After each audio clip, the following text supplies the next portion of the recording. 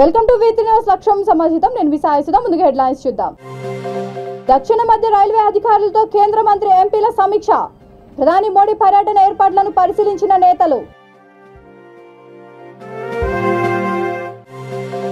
ప్రభుత్వ సంక్షేమ పథకాలతో లబ్ధిదారులు సంతృప్తి మైలవరం ఎమ్మెల్యే వసంత వెంకట కృష్ణ ప్రసాద్ వెల్లడి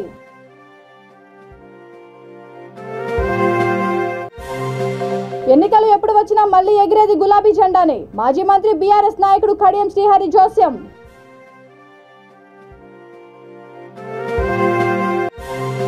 సోలిపురం భూ వివాదంలో ఘర్షణ ఉద్రిక్తత రాళ్లు కర్రలతో దాడులు చేసుకున్న రెండు వర్గాలు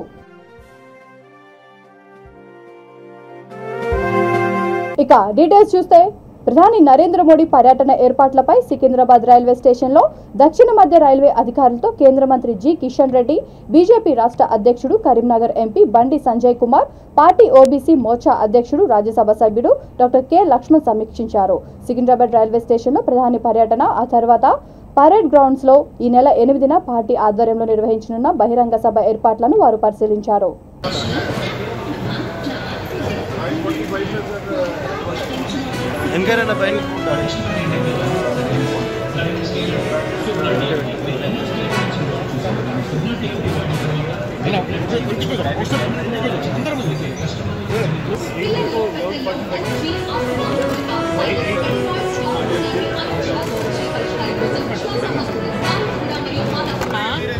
सर मैं कुछ साइड पे टाइप सर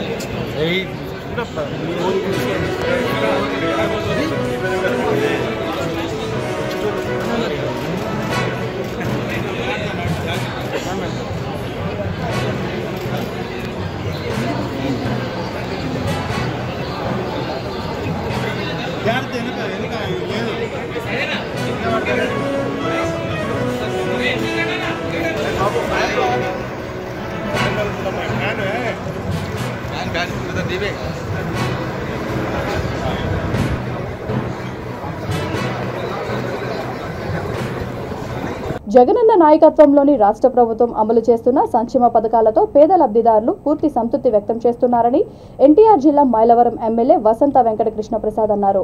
మైలవరంలోని సచివాలయం 4 పరిధిలో గల దేవుని చెరువులో గడప గడపకు మన ప్రభుత్వం కార్యక్రమంలో ఆయన పాల్గొన్నారు. ప్రజలను ఆప్యాయంగా పలకరిస్తూ చిన్నారులకు ఆశీస్సులు అందజేసి వారి యోగక్షేమాలు తెలుసుకుంటూ ఎంతో ఉత్సాహంగా ముందుకు సాగారు. ఈ కార్యక్రమంలో స్థానిక ప్రజాప్రతినిధులు, అధికారులు, పార్టీ నాయకులు, కార్యకర్తలు తదితరులు పాల్గొన్నారు.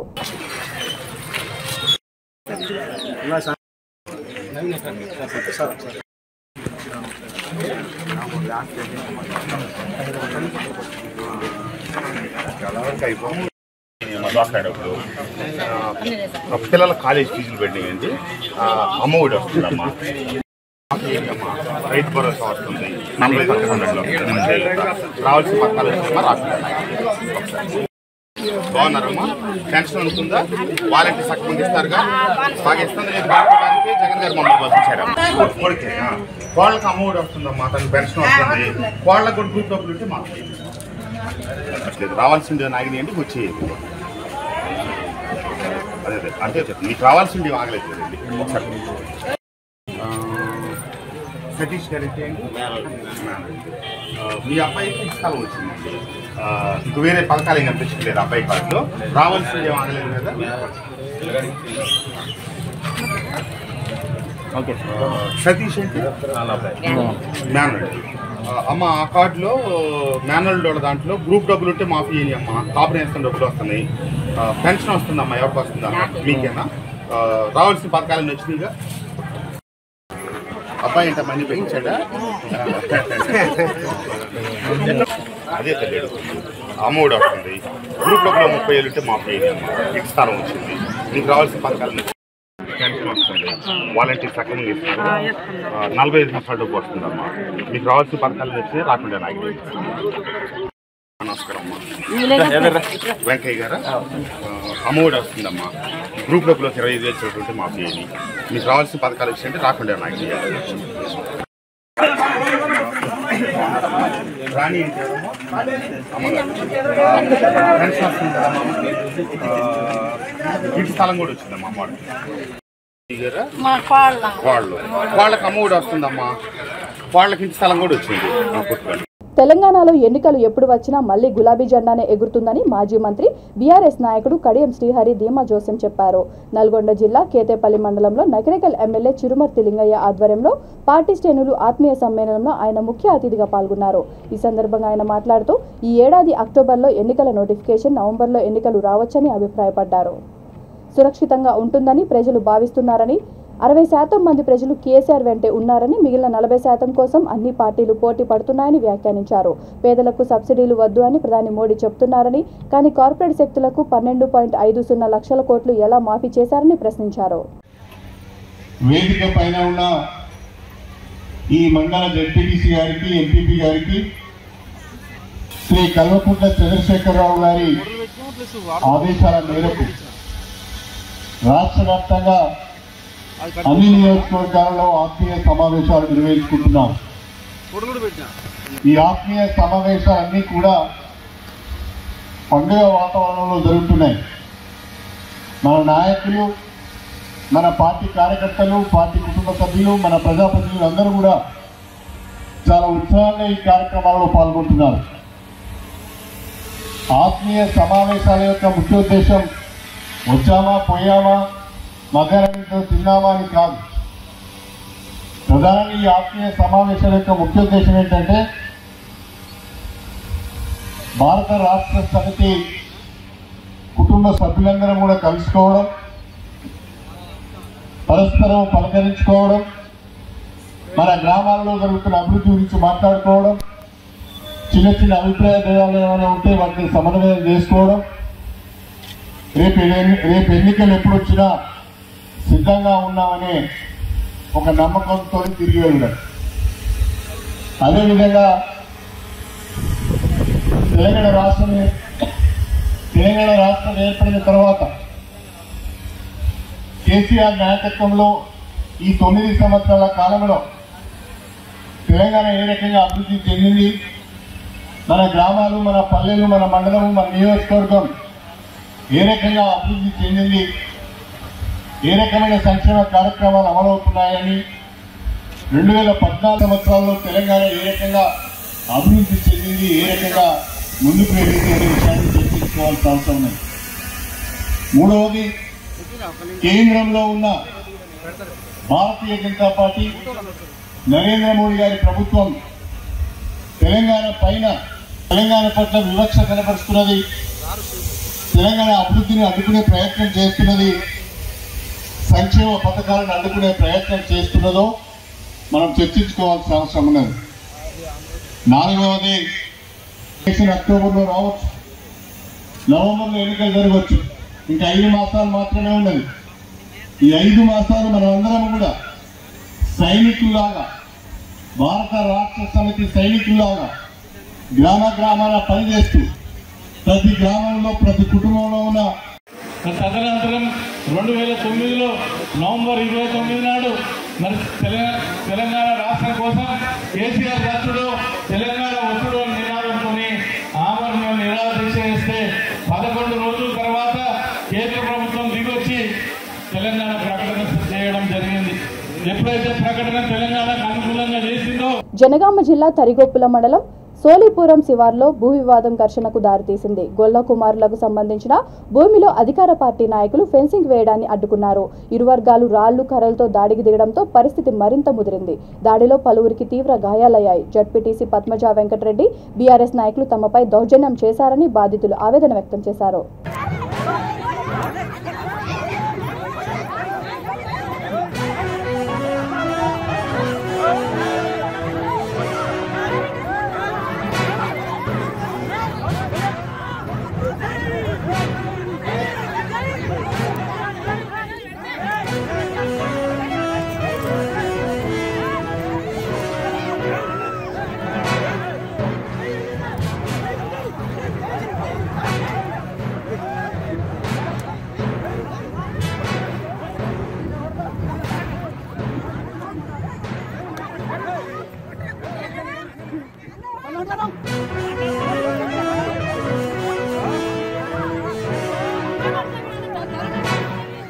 ఈ నెల 14న డాక్టర్ బిఆర్ అంబేద్కర్ జయంతి సందర్భంగా 125 అడుగుల అంబేద్కర్ మహావిగ్రహావిష్కరణ సభ సందర్భంగా చేయాల్సిన ఏర్పాట్లపై ప్రగతి భవన్లో ముఖ్యమంత్రి కె చంద్రశేఖరరావు ఉన్నత స్థాయి సమీక్ష సమావేశం నిర్వహించారు.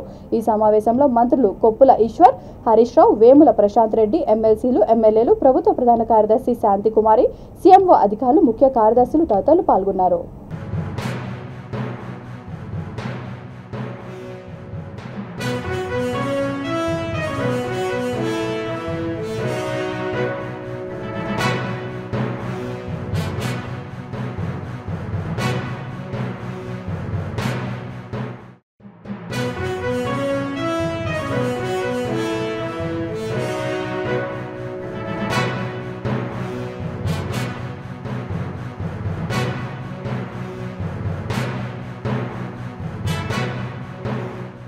As it is, HMDA is the largest metro development authority in the country with 7,000 plus square kilometers. Hyderabad Metro Development Authority is the largest urban development authority in the country. ఆ మధ్యలో అమరావతి కొన్ని రోజులు ఆంధ్రప్రదేశ్లో మనకంటే పెద్ద అర్బన్ డెవలప్మెంట్ అథారిటీ క్రియేట్ అయింది. కాకపోతే ప్రస్తుతం అక్కడ కార్యక్రమాలు ఏమీ జరగడం లేదు. కాబట్టి you can definitely say that Hyderabad continues to remain and will be the largest urban development authority in the country today. హైదరాబాద్లో ఎస్ఎస్సీ బోర్డు కార్యాలయంపై దాడి కేసులో యూత్ కాంగ్రెస్ అధ్యక్షుడు శివసేనారెడ్డితో పాటు 15 మంది యూత్ కాంగ్రెస్ ఎన్ఎస్యుఐ కార్యకర్తలను పోలీసులు అరెస్ట్ చేసి రిమాండ్కు తరలించారు. ఈ విషయం తెలుసుకుని ఆయా పోలీస్ స్టేషన్లో ఉన్న కార్యకర్తలను ఏఐసీసీ కార్యదర్శి నదీం జావేద్, మాజీ మంత్రి షబ్బీర్ ఆలీ, టీపీసీసీ సీనియర్ ఉపాధ్యక్షులు మల్లు రవి తదితరులు పరామర్శించారు.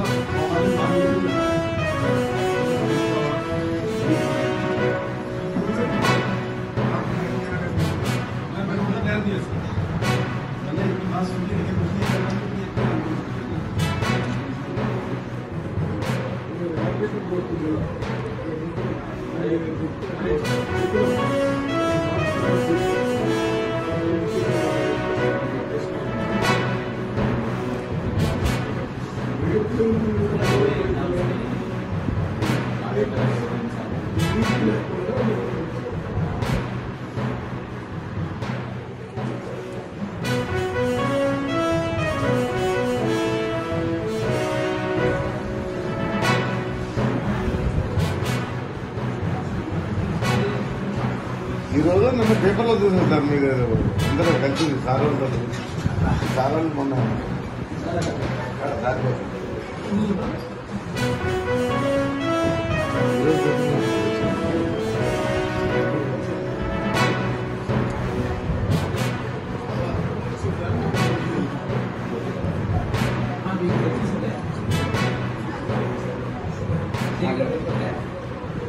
అడుగుతాడు సార్ అడుగుతాడు.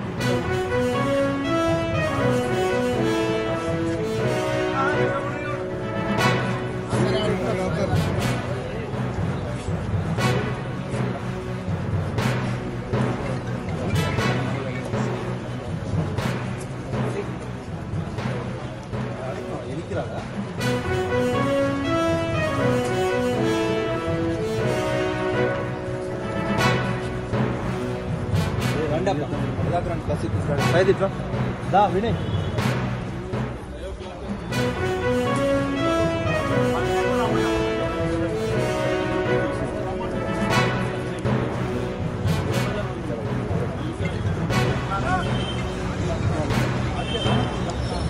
మాట్లాడానికి వస్తలే అన్న రాంగుడు అవుతుంది మీకు పబ్లిసిటీ వస్తున్నాను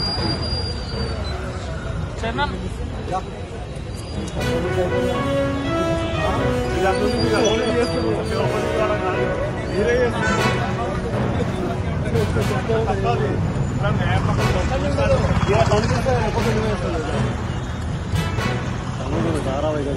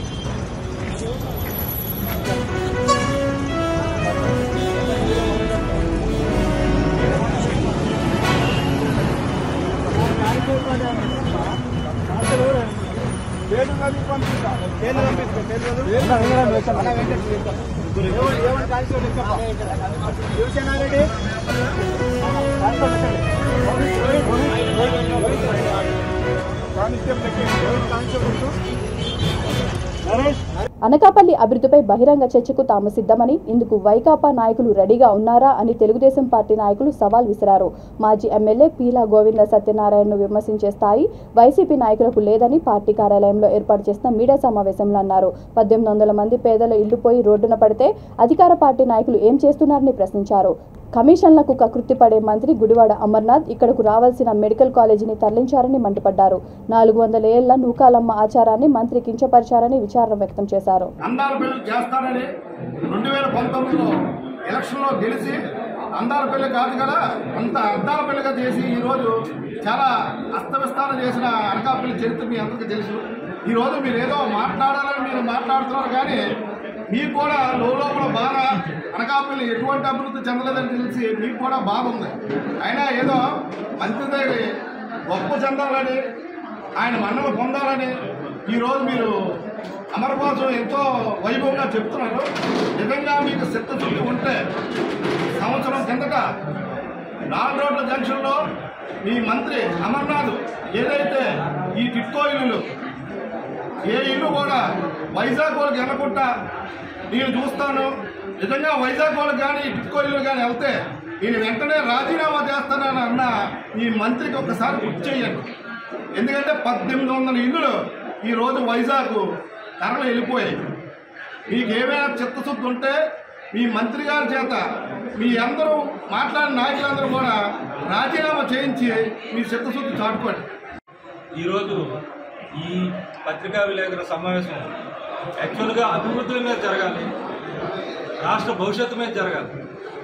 ఇలాంటి పార్టీ అధికారంలోకి వచ్చాక కేవలం వాళ్ళకంటే పని పాట లేదు, ప్రతిపక్షంలో ఉన్న ప్రజల పక్షాన తెలుగుదేశం పార్టీ పోరాడుతుంది.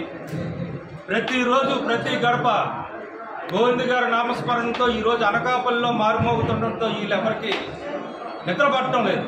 ఎమ్మెల్సీ ఎలక్షన్ ఎలాగ చేజారిపోయింది, వీళ్ళకి చేత కాదు. ప్రజలు ఈరోజు అసహించుకున్నారు ఈ ప్రభుత్వాన్ని.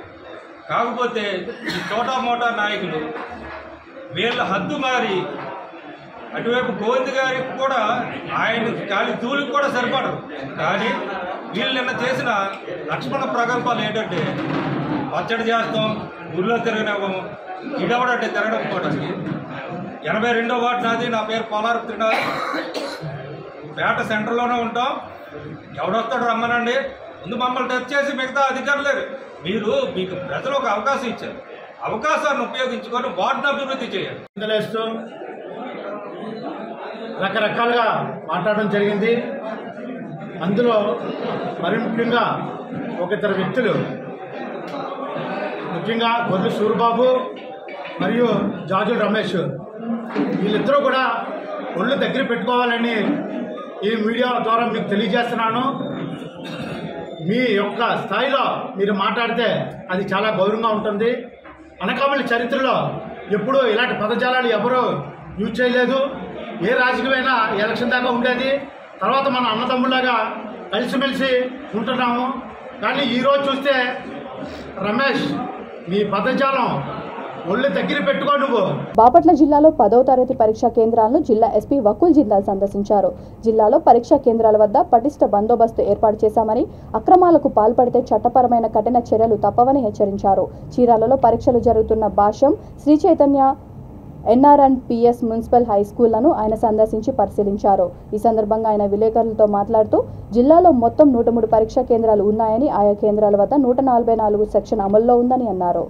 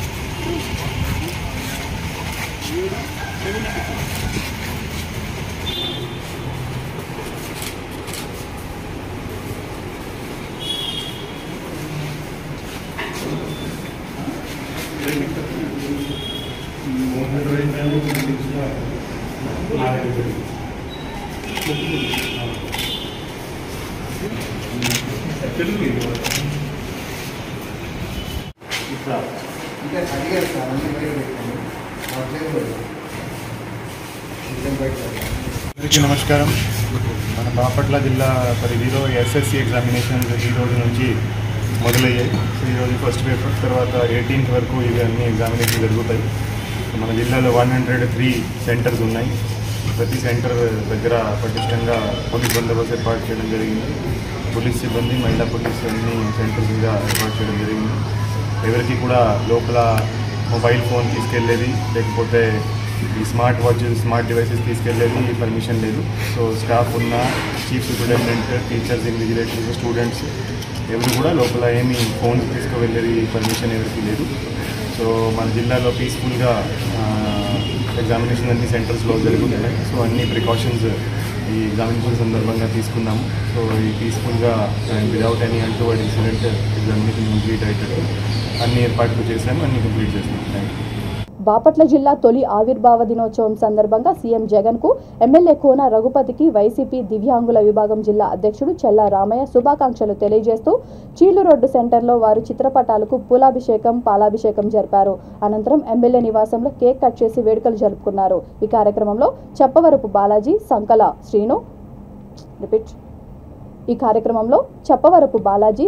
శ్రీను, మద్దిబోయిన శ్రీనివాసరావు, అక్కల కృష్ణారెడ్డి, మాధవి, పార్వతి, కొండమ్మ తదితరులు పాల్గొన్నారు.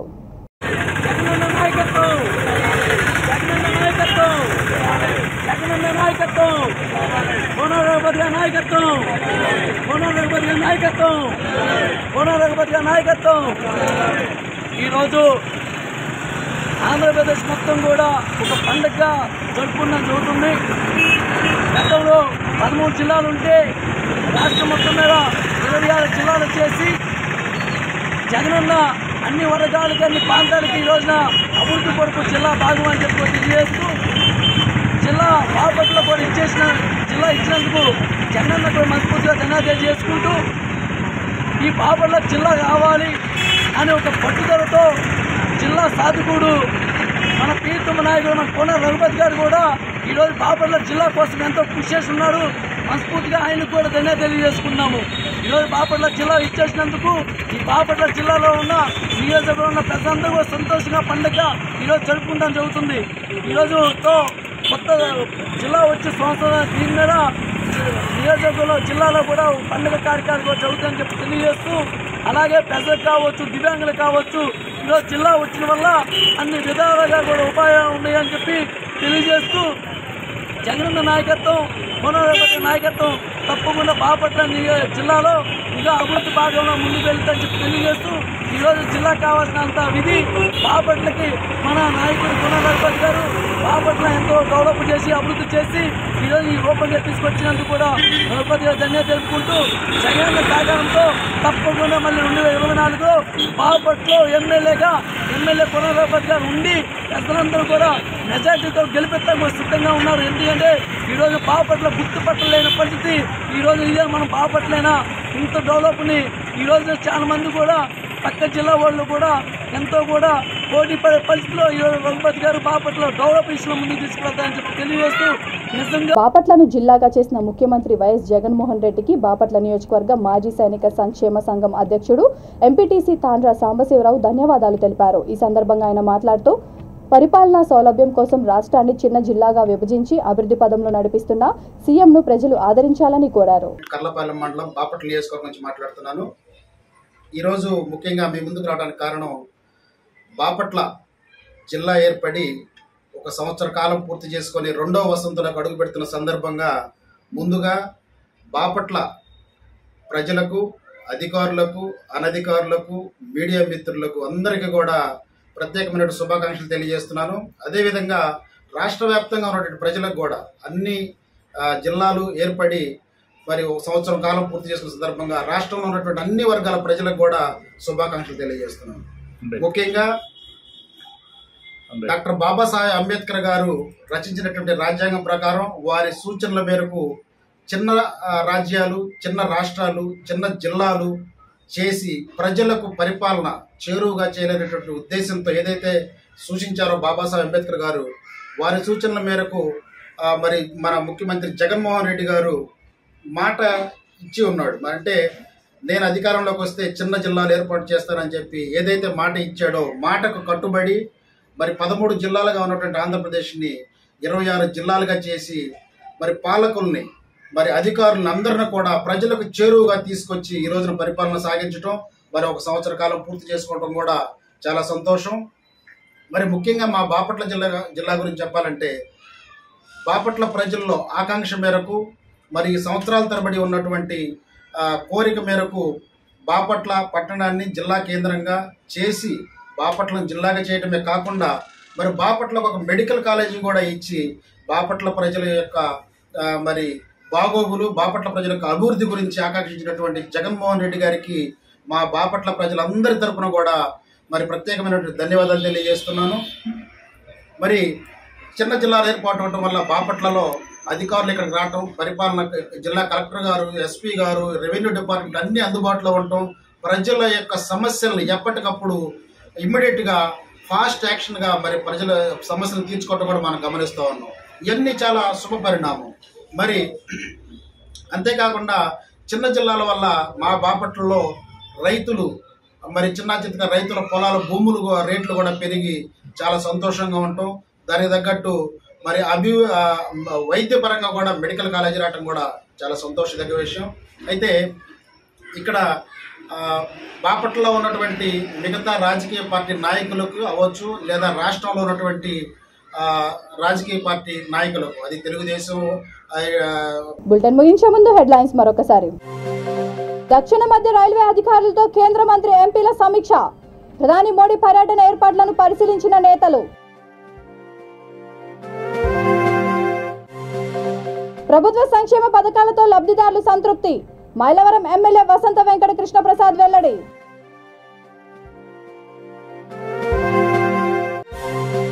ఎన్నికలు ఎప్పుడు వచ్చినా మళ్లీ ఎగిరేది గులాబీ జెండానే. మాజీ మంత్రి బీఆర్ఎస్ నాయకుడు కడియం శ్రీహరి జోస్యం.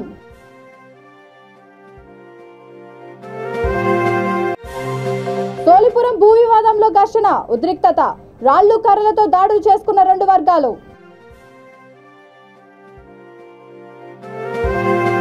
ఈ బులెటిన్ ఇంతటితో సమాప్తం. మరొక బులెటిన్తో మళ్ళీ కలుద్దాం. అంతవరకు చూస్తూనే ఉండండి V3 న్యూస్. లక్ష్యం సమాజితం.